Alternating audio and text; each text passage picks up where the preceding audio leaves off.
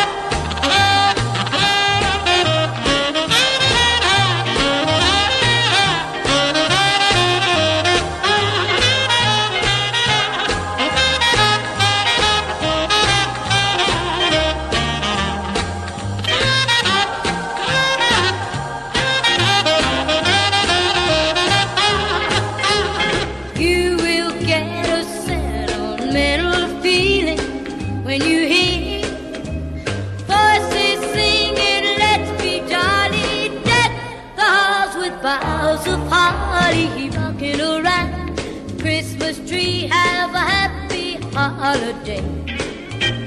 Everyone dancing merrily in the new old-fashioned way.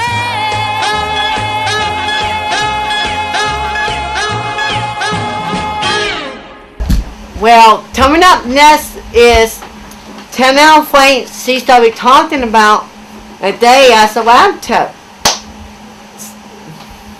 Eggnog? No, I'm just kidding. Merry Christmas, ladies and gentlemen. Here is Wesley. He wants to do a special introduction to our first special lady here. Well, can anybody hear me? No, I can't. Just kidding. Okay, this is my best friend from Parky Wendania. She works in the lab. I cannot ever say what you do. I can't ever say it right. Oh, phlebotomy? Yeah. Yeah, I'm a phlebotomist, yeah. And she here to talk about what she does. All right. Well, thank you for having me. Wesley asked me to give a brief thing what I do. My name is Janelle. I work at Parkview Randalia, and I am a phlebotomist. Anybody know what a phlebotomist is? No? Okay, it's actually people that take your blood. A vampire. Also known as a vampire, bloodsuckers. We hear it all. I've worked for Parkview Randalia for a little over 3 years. And Parkview Randalia actually has 4 shifts. They have an early shift, which I am at. It's 4 a.m. to 12:30, and then the first shift from 6 a.m. to 2:30 p.m. and the second shift is at 2 p.m. and 10:30 p.m. and then the third shift is 10 p.m. to 6:30 a.m. So we overlap, so that way everything is covered. We work 8 hours a day, and we cover 4 areas. We cover outpatients. That's when your doctor gives you some blood orders to get your blood drawn to see what's wrong with you. We also work in the ER emergency room. So when you come through the ER, either by ambulance or somebody dropped you off in case, an emergency, we go into the emergency room, draw the blood for the doctor. They analyze your blood to figure out what's going on and how to treat you. And then we also cover the floors, which is inpatient. So therefore, if you're in the hospital for a while, doctors will order some special tests to find out how your body is doing, how's it recovering, if you have low or high blood cell count. And also we have another area called the processing, which is in the lab. We take the blood and we put in these centrifuges, and it different tubes do different things. Like we have chemistry, hematology, and so much more. And then we also do health fairs. I don't know if anybody's been to a health fair, but typically, the base is free. They do like your heart rate and some blood tests are free, but some are not. It's just at a very reasonable price. We could do those. So when you come to the outpatient, typically you have to go through registration and stuff like that. As far as what I do, every 6 weeks. Every 6 weeks, Wesley does that, yes. And we enjoy seeing him coming. Now, some people are afraid of needles, so we try to make them relax. Sometimes it's easy for you to take deep breaths and not to be so tense. And if you are, tell us. We'll try to talk to you through the process and try to make you relax. And sometimes we're so quick that you don't even know we poked you. But sometimes, it depends if you're so tense, it could, maybe just like a small pinch. But the first initial stick is probably the worst. But after that, it's easy. And then when you come through the ER, you're actually in the ER bed. And so then we come to your ER room and we withdraw some blood and we take it downstairs and let the, I call them scientists, but they're called lab techs. And they do the microscope and all that and figure out what's going on. Then they send the results to the doctor. That way the doctor and nurses know how to treat you. And let's see. Phlebotomy is actually the act of drawing or removing blood from the circulatory system through a puncture in order to obtain a blood sample to analyze and diagnose. Different areas in the lab is called blood bank, chemistry, hematology, microbiology, coagulation, urine, pathology. Those are just to name a few. It's big. Randalia is on a smaller version. Now PRMC, which is Parkview Regional Medical Center, that is, of course, big. I'm sure everybody's probably been there maybe one time at least. It's a big place. You get kind of lost there. At Parkview, Randalia is a smaller scale. It's more like a family, more personable, and people tend to like that personal touch. I personally work the early shift at Randalia. I get up at 2:45, between 2:45 a.m. to 3 a.m., and I have to be at work at 4 a.m. So when most of you guys are sleeping, I'm awake, getting ready to draw blood and waking up patients. That's the bad part, is waking up patients. Right. So, Did I hear some news about you guys getting a new lab at Wendania? yeah, we are getting a new lab eventually. It's going to be up by the registration. Not sure exactly when. It's going to be really nice. They have put a lot of money into Randalia. At one point, it was talked about that they were going to close Randalia, but we're so busy that they decided, you know what, we're going to keep Randalia because it's the inner city hospital, and we are extremely busy. So, any other questions, or do you have any questions about getting your blood drawn, or how to relax, or? Oh, I don't have a question, but my mom always taught me that if you just look away and you don't look at it, then it's done and over within seconds. That's true. If you look at it, sometimes people tense up, but if you look away from it, get your mind off, you're right. It's a lot. You It know, relaxes It me. relaxes you, yeah. what kind of different needles do you have for blood draws? What kind of needles? Different needs. We have different needles. We have straight sticks and we have butterflies. Wesley likes the butterflies. They're really nice. They're less invasive, I think. So we got 3 sizes in butterflies. We got I forget the number, but we call it the green needle, the baby blue needle, and then the baby needle. We actually use needles on infants, and sometimes we use it on adults too if their veins are really small and it's hard to kind of, get their blood. So, yeah. Any more questions or concerns? What kind of different things do you guys test for? Oh, we test for all kinds of stuff. We test for anything with the blood, anything with sputum.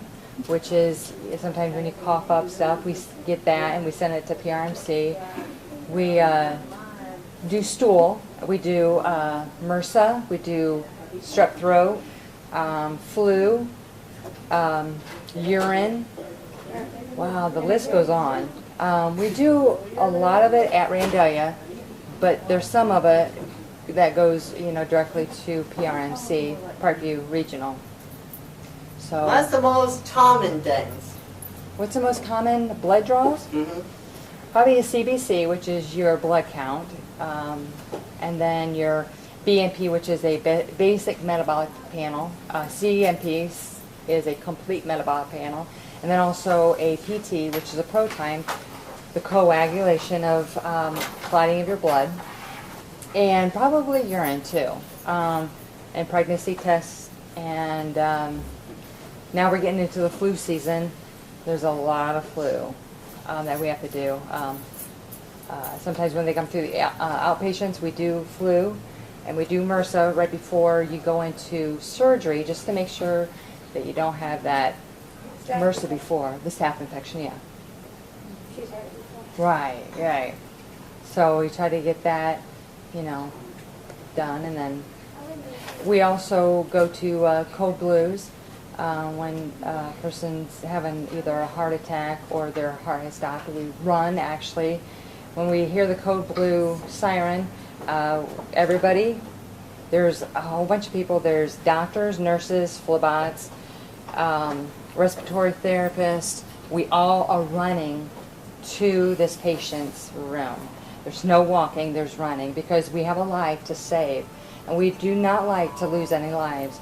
And I remember at, even in the ER, this person was having a heart attack, and actually the heart has stopped, and the ER doctor says, this patient will not die on my clock. And I'm telling you what, they do everything to resuscitate that person, and actually that person did survive. So it's a good thing. Oh, do you guys do rapid responses too? We do rapid responses. The difference on rapid responses is activates. Activates are usually a person coming from the ambulance and something, either they're in respiratory distress or heart issues. They'll come in by the ambulance. Now, rapid responses is something happens to a patient that's on the floor, and that too, we don't walk, we run. Again, there's doctors, nurses, respiratory therapists, phlebotomists. We are there to get their blood, and if they're having trouble breathing, the respiratory therapist will assist them in breathing, and do any kind of things to try to get that patient back to a stable environment. I have a question. Sure. What do you do if you try to save a patient and they don't make it? That is the doctor's call. I've been into with at least a couple that they will be working on a patient for 45 minutes to an hour, sometimes longer. We will work on the patient until the doctor says so, but it's a long time, like I said, 45 minutes to an hour. And when the doctor calls and, there's no vitals anymore, and if the heart's not pumping anymore, I'm not sure what all goes into when the doctor calls. You'd have to ask the physician on that, but when he calls it, that's all when we, back out. And it's hard on all of us, it's not easy because we want to see every life come through. And at times it's very emotional. It's, there's times where we cry, and we take it, just because you are a patient, we're connected with you. We want to see you survive, and if someone doesn't do it, like I said, it's very emotional. And especially when I first started, there was a time where it's hard, and you just have to take time, and you have to talk to other people. But that's what we have to do. And then they usually, if they pass, then there's different stages that they have to go through. We have police officers, security guards, and stuff like that. So, yeah. So, any more questions? It gets pretty heavy sometimes, but for the most part, it's very rewarding to help. You have a question? Yeah, what do you do to, okay, say you're trying to get blood from a person, and when you put the needle in, the vein kind of like disappears, or it like moves or something? Or down. how do you handle that when it does that? Because I've had a few times where mine did that, and I felt like a pinprick. Yeah. Sometimes I will tell you this, that when you do get your blood drawn, I know sometimes even if you have to fast, try to drink a lot of water, like between 24 hours, 48 hours. Just keep on, because if your body's not hydrated, it's very, very difficult to find that vein. But if you drink water at least 24 hours, try to keep hydrated, then your veins are going to plump up. But in case, if it's hard, and say if we find the vein, we've had this happen. So we try to readjust. Now some of them they'll call digging, which I don't dig. Either I'll pull the needle out just a little, just keeping in the vein, and try to redirect and try to see if I can catch that vein. But if not, if it's too painful, just let them know, hey, could you just pull that needle out and go somewhere else? And we will. If you guys know your own body very well, so you know where you get your blood. Say, you know what? They usually get it right here. They have, so just communicate with us too. So it's kind of like a team. If you know, that's going to help us, and so it'll be, Make your job easier. It will make the job easier. Yeah. Now, if you're tense, we can feel that tense from you. So if you just relax, it's going to help us relax. Now, granted, the first stick it's a pinch, and but if you relax, we relax, and it's a lot better. But like I said, if you can't find the vein, just if it's too much.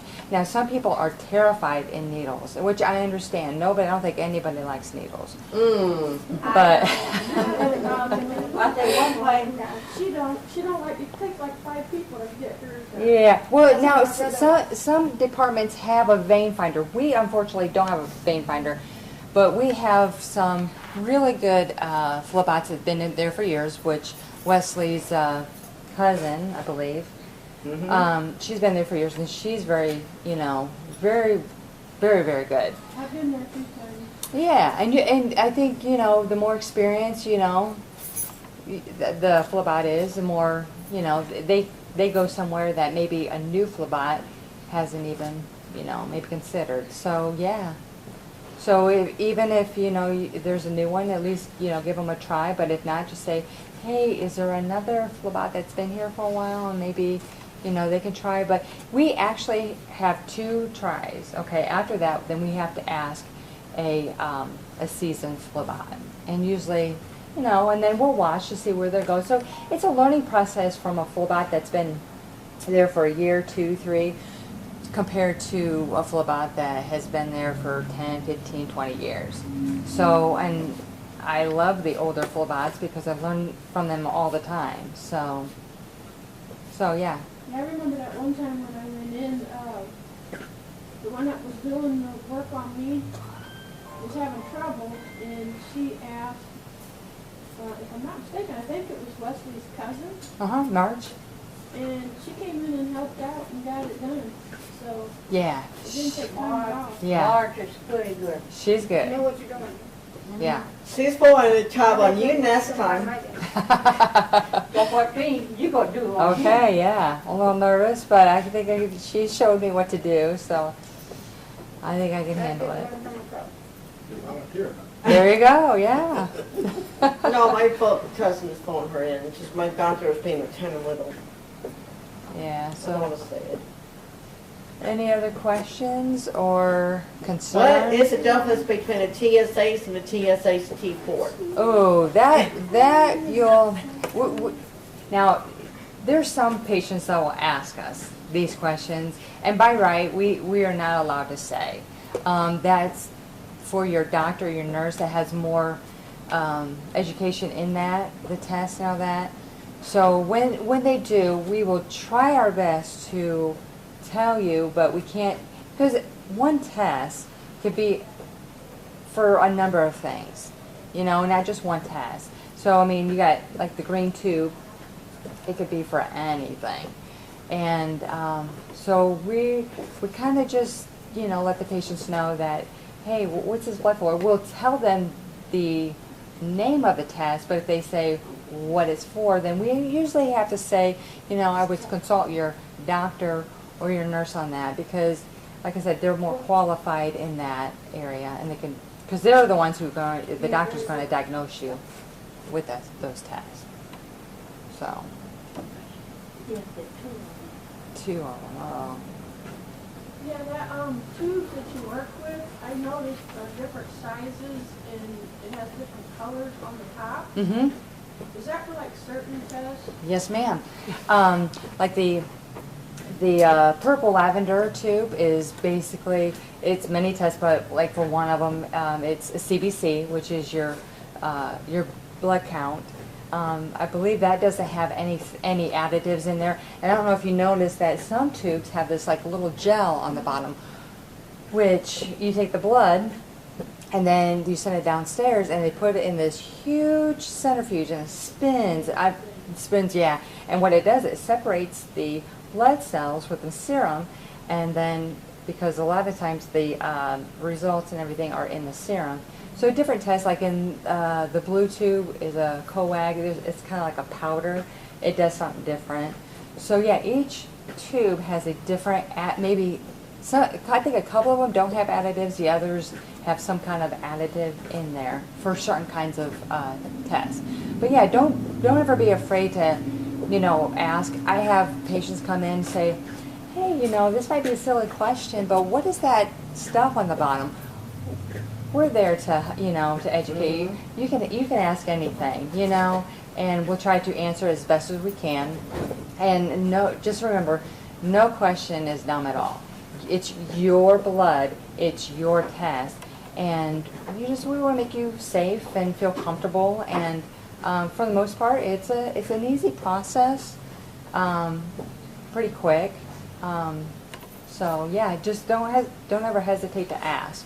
And if we don't know the question, we'll try to find the question for you or try to refer you to a person to ask. Do you have a question? Yes. What if you have allergies and then they call them unknown allergies? How they treat that? If you have allergies? Yeah, unknown allergies. You mean, are you asking if you're getting tested for allergies? Yeah, unknown allergies, yes. How they figure it out? Well, actually, sometimes we have special tubes for allergies, but those are actually sent off to another lab where they only specifically do those. We don't, unfortunately, do that at Randalia. We do a lot of tests, but when it calls for specialty tests like celiac disease or some kind of intestinal whatever, sometimes there's like special kits that doctors will give you to bring in, and we draw from those tubes and we give that, well, actually we don't give it back to you, but we put it back into the box and we send it to a special laboratory. So sometimes we send it to PRMC or another lab quest, or, you know, so that way. I think mine, when I did my allergies, I think I went to California.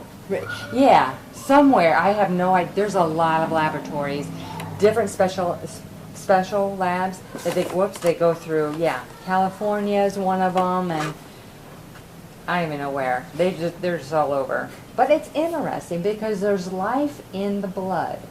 So when you get your blood drawn, it's pretty cool because that's how a doctor tells how your body is functioning, you know, and what's going on in there. Or maybe your blood cell counts are kind of off. Do you have an infection? Well, that's going to kind of get them in the right direction to see which way they need to treat you, what pill to give you, or what surgery or dosage. Yeah, and sometimes the levels will change, so that's why you have to come back and get those levels back. So, That's why my doctor sent me to another specialist that found out that I had prostate cancer right. through the blood, and of course they got rid of it. They did get it. It's been 9 years now. Good, congrats. Yeah, that's always, yeah, that's a hand. That's always great. Because that's, you know, sometimes it's nervous when you go in and get your blood drawn because maybe something's wrong and you don't know. And you get a little nervous until the blood results come back. And then once they know the diagnosis, then you can start doing the treatment and get back onto a healthier life. Yeah, which is really great. Because if it's caught soon enough, then it's treatable. So, any more questions or concerns? Oh, I will tell you that if you do have a history of fainting, let us know. We'll put you on kind of like a table. We do have people that are so terrified of, not necessarily needles, but just the thought of getting their blood out that they faint. So, yeah, let us know if you have a history of fainting, and you know, we're there to accommodate you and help you through the process. I am probably one of the crazy people. I was walk away when they do the needle, then I will sit there and just watch it go out. You will? Some people do. Some people don't have a problem watching it go out. Some people don't like to see the sight of blood at all. I was terrified of needles just poking somebody, but got over that fear. But yeah, some people would just watch the whole process. Some people have to look away. Some people, you know, one thing that we do is, you know, talk to you, try to get your mind distracted. And sometimes when we do that, it's like, boom, it's out. And they're like, oh, you already did the blood? So we try to, you know, keep your mind occupied somehow. One thing, he was scared. And near, now he's not. Ah, you were scared, but now you're not, and now you can watch it. See, you overcame your fear. That's good. Trying to. Yeah. All right. It's like the last time I went. I watched it, I'm like, wait a minute, it's not a smaller tumor or what? Yeah. And it went that fast. Yeah. It depends, you know, if you have men, I've heard, tend to have bigger veins, which goes a lot faster. And I shouldn't say all men, but most men do. And then, you know, us women, sometimes they're big. It depends sometimes if you're active too. So yeah, if you have a nice vein, it goes real quick. If not, kind of goes a little slow, but we try to comfort you, and sometimes if you're even lightheaded afterwards, we have juice, crackers, water.